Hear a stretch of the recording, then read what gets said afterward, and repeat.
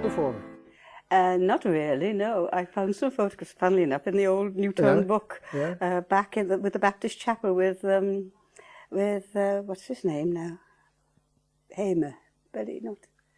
Oh, Oh, crikey, I can't remember the name. I know you mean, because he conducted the band as yes, well. he did, didn't he? Yeah. Lived on Lanny Road. Yes, that's when I first started, yes, when I was very young. Yeah. And then, of course, I got involved because Phyllis and Winnie Bailey Of course, yes. were involved so much with the Baptist chapel. Yes. They taught us dance there. So you started as a dancer, really? Yes. Yeah. Oh, yes, I started as a dancer. And as a actual fact, I did a lot of training here because a woman named Eileen Lloyd used to do ballet classes. And also, they used to do elocution classes. Yeah. So I learnt how to say poems and that sort of thing. But it was really in the youth club that I really started with Marjorie Edwards. This is still dancing? No, we used to do one-act drama plays. as well. And then Uncle Fred Whitaker, came and he took over a lot of the acting and he guided us very well. And my first experience with the Amateur Dramatic Society was in 1944. It's the first play I was in with them. Good grief. Can you remember what it was? George Comes Home. Yeah. And we had a chappie in it called Norman Newell, and he became quite fit, and he used to produce quite a lot of the concert party shows that I used to take part in. With Charlie Chester? And Charlie Chester. And Norman Newell, when I was doing Me and My Girl, I ordered a CD so that I could listen to some of the music, and that was actually, that tape was produced by Norman Newell. He used to always be on Jukebox Joey and produced a lot of the Beatles records. Yeah. So that's when I first started. And then, of course, there was a little bit of a break. We didn't really start up again until the 50s. Soldier for Christmas was the very first play that was done here after the war. But in those days, of course, we didn't have this theatre. Oh, we didn't have this theatre, no. So where were you? We used to rehearse in the top room at Community House. Yeah. In Severn Place. It's not there any longer. We used to rehearse there, and we used to produce the plays in the church house. Oh. We used to have to move all our stuff. The scenery used to be stored in an old warehouse belonging to Alan Wright. Oh, yeah.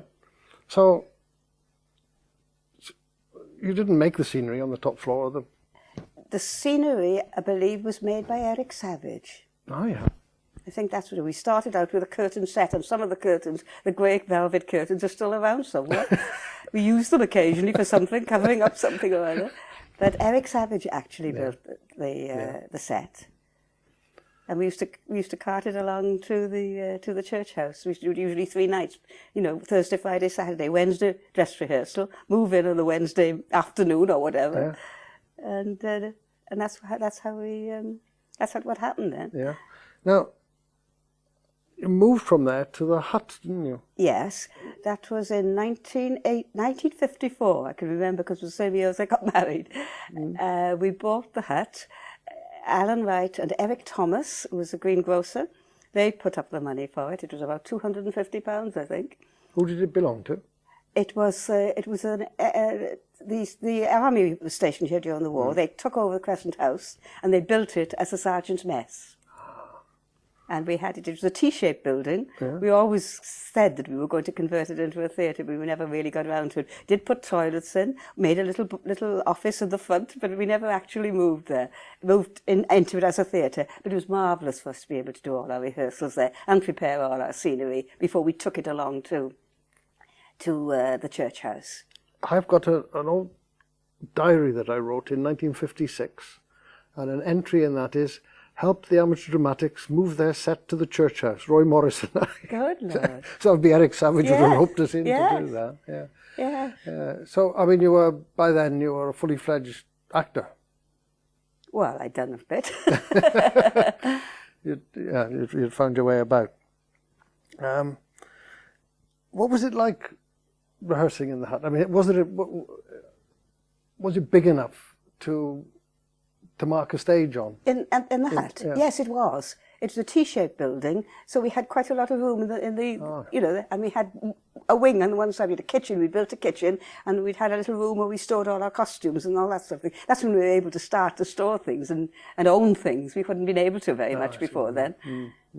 Yes, it was nearly big enough for, we expanded a little probably because the church house was a lovely stage. Lovely stage at the church house. Yes, performed there myself. Yes, It's yes. a good place. But you did some performances in the pavilion, didn't you? Yes, we did. They had the Powys Eisteddfod, I think was the first one. We did a play called Valley of a Dream, and we also did Jonah and the Whale for the Powys Eisteddfod. We won with both of them, the 1 act and the 3 act performances. Oh, was it Tobias and the Angel? Did you do that? Tobias and the Angel, no, we did in the church house. Miss Cutting was the director of that. I was in that. I was a little maiden. I remember dancing around with nothing on my feet. What was the Egyptian one? What was the Egyptian? Can't remember it. But I've seen a photograph of it anyway. It doesn't matter. So there we are. We established in the hut.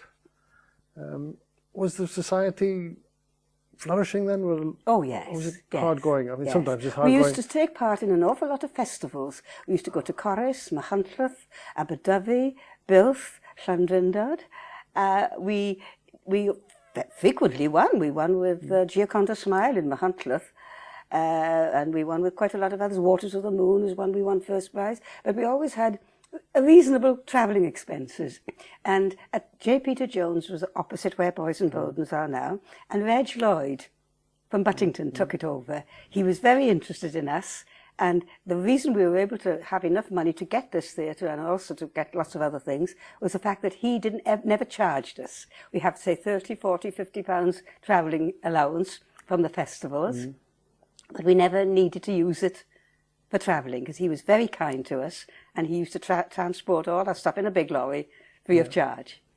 Yes, and that brings us, you mentioned this building that we're in now, Powys Theatre. How did that all start?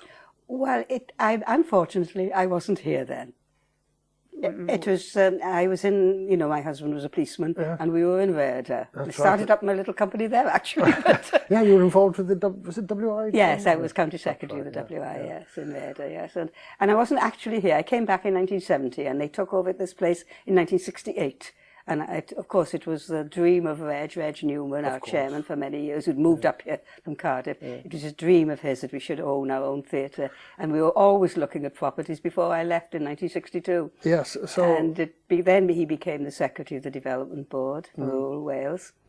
And in that capacity, he had knowledge of places where we could get it. And I think it was he who found out that this was available. I was going to say, were there other places you looked at before this one? And I can remember looking at an old place in Ladybull Street behind, an old, probably had been a woolen mill at times, Just as well it didn't move there, it'd been gone by now. Yes, lots of old places so it wasn't like the first choice. So, I mean, the others I'll talk to will say about here. So when you arrived here, it must have been a big difference.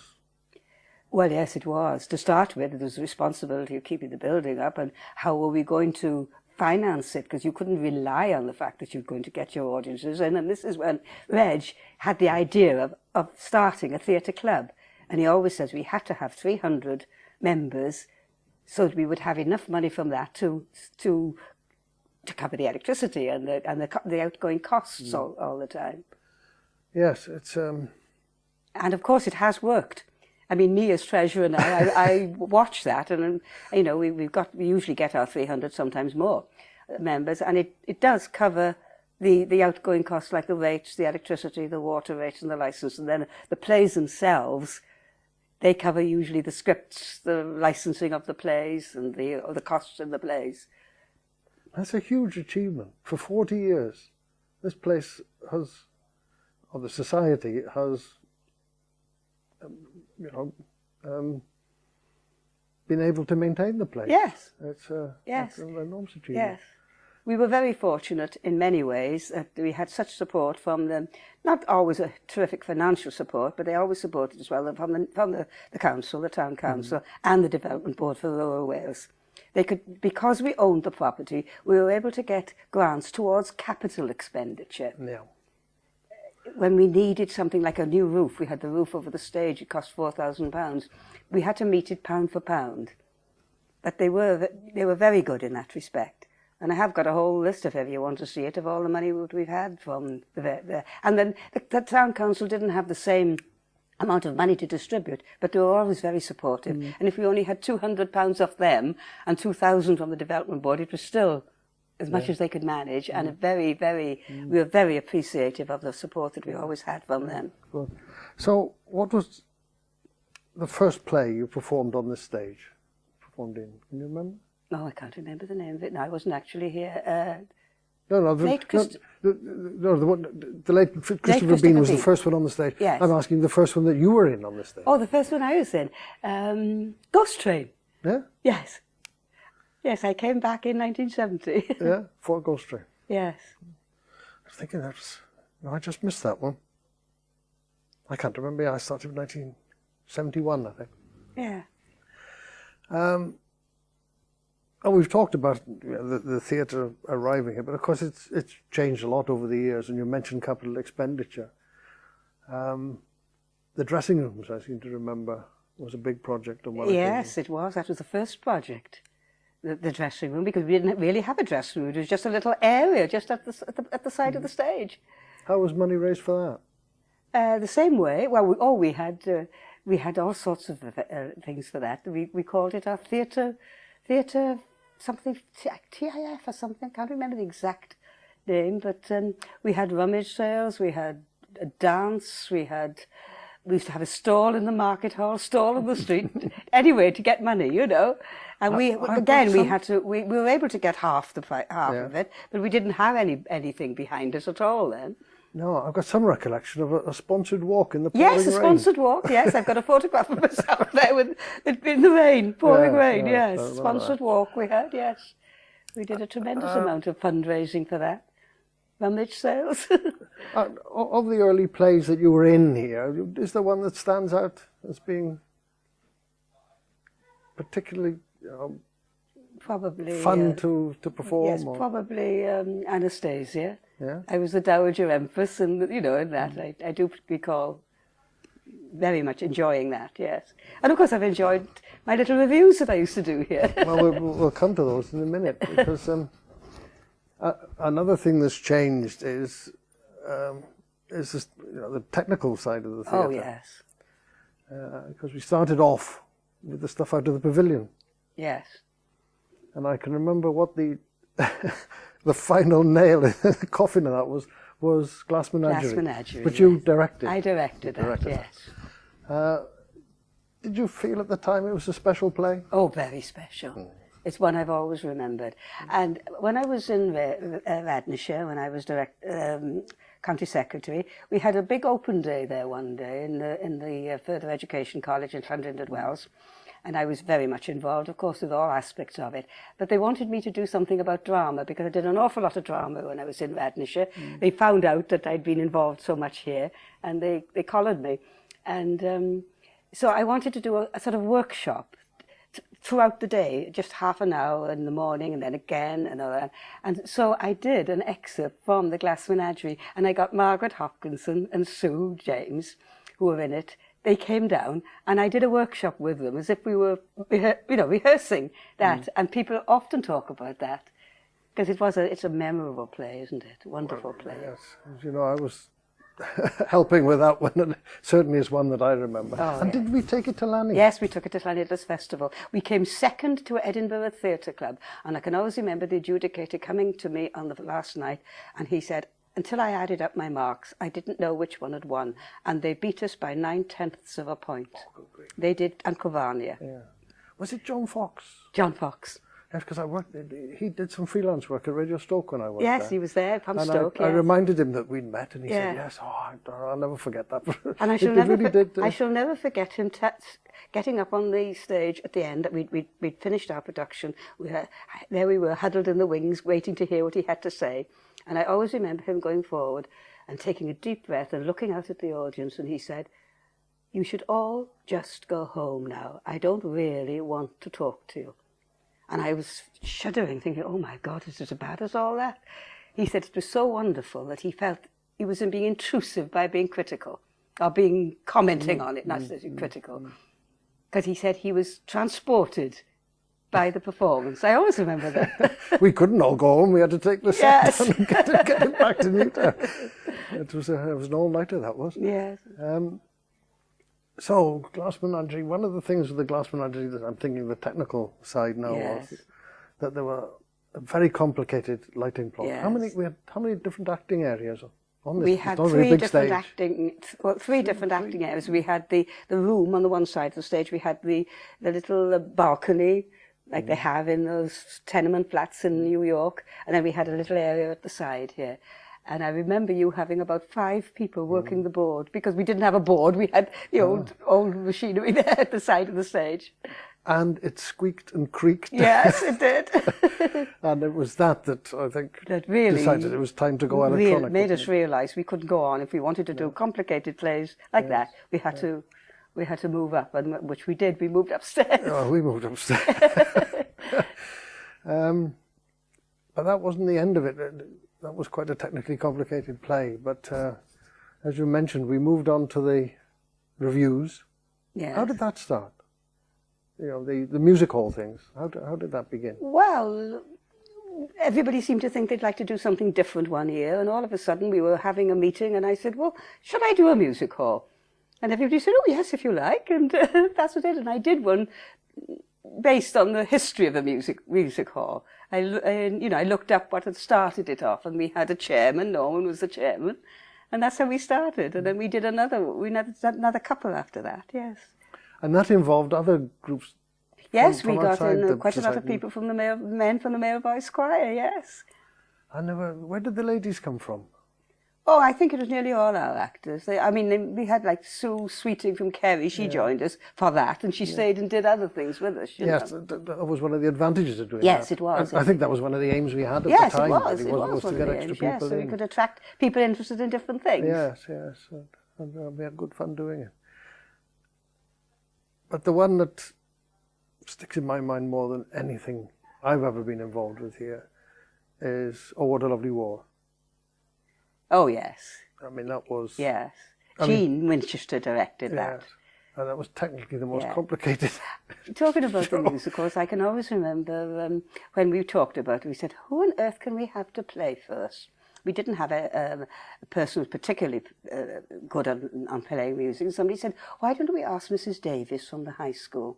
Oh. And of course, Mrs. Davis, Jane, was so much involved with what I consider, or perhaps we consider, rather highbrow music, you know, choral work and all that sort of thing. And I was rather apprehensive about asking her. And I went and asked, and she said she'd love to do it. And we had a wonderful relationship afterwards. We did 3. And she adored every minute. She was wonderful. And if I couldn't, because at that time I didn't know an awful lot where to get all the music from. I could get some from a music shop in Shrewsbury. But if I couldn't find the music, if I hummed it to her, because I used to choose tunes that I liked and that I was familiar with, if I hummed it to her, she'd write it down on a piece of paper just like you and I would write our names.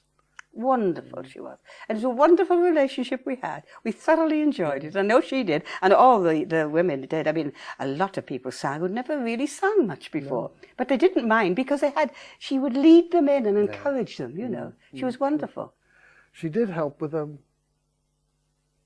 and she did with Oh, What a Lovely War. Yes, and she also did the music for Your Tarantella in Tarantella in Doll's House. Yes. Yes, she recorded that. That was another cracking show. And also, When We Are Married, I played the music hall woman, and I can't remember the name, in When We Are Married. I was supposed to sit at the piano and play, what is it? The good little girl, since I met you, you know, and she played it, and you recorded it, and I pretended to play. Right. Oh, we have that again with Frank in Duet for Two Hands. In Duet for Two Hands, yes. Yes. Yes. That was yes. It's a wonderful relationship we had with Jane. Yes. I mean, I've been, golly, what is it? 15 years, I think, since I last worked on the show here. Good Lord. So a lot has happened since. So is there any way you can bring me up to date of what you've been doing? Because you've been involved all the way through, haven't you? Yes, I've usually been in a play and directed a play each year since, yes, all the time really, yes. So any recent highlights? The Geoffrey Archer play I enjoyed doing, Beyond Reasonable Doubt. That was a good one. And Whose Life Is It Anyway? That's another one I enjoyed. And Quartet, a Ronald Harwood play. That was marvellous. It was about 4 opera singers in not an old people's home, a home for actors, retired actors. And they had to learn to mime the quartet from Rigoletto. And they did it beautifully. You would never have believed that they weren't singing. I mean, it was within the plot. They knew they weren't. Everybody wanted them to sing for Joe Green, as they call him, Verdi's birthday, and they knew they couldn't do it. And they suddenly hit on this brilliant thing of miming, and they rehearsed it. It was so funny, and it was very moving. And they sang it at the end, and the audience, every night, you don't get that sort of thing with a play, but the audience every night was just like in an opera. They stood and applauded them. Yeah. It was excellent, it really was. A stander, as we call it. And it was Frank and Stanley and Julie, I don't think you know Julie, and Mary did it. It's just a 4-hander, but it was good. It really was. Yeah. Really was excellent. Of course, very theatrical, being Ronald Harwood. And The Dresser, that's another play I love doing, was The Dresser. Again, with Stanley and Frank. When those two are together, they do sort of bounce off each other, don't they? Yes. Yes. Frank was the first person I ever appeared on stage with when I was in Form 1 in the grammar school. Yeah. And Frank was in the Form 5, Form 6. I always remember seeing Frank in Henry V in the school. That's the first time I remember him, and he was absolutely wonderful. He was only a kid at the time. He could have been more than 14. No, he's a real trooper, is Frank. So here we are. Now, well, one thing I've noticed coming back, that the foyer looks a lot different, and all the front of house. Yes, we altered a lot of money that. spent. It was altered when we had in 1997, 98. We had a lottery grant.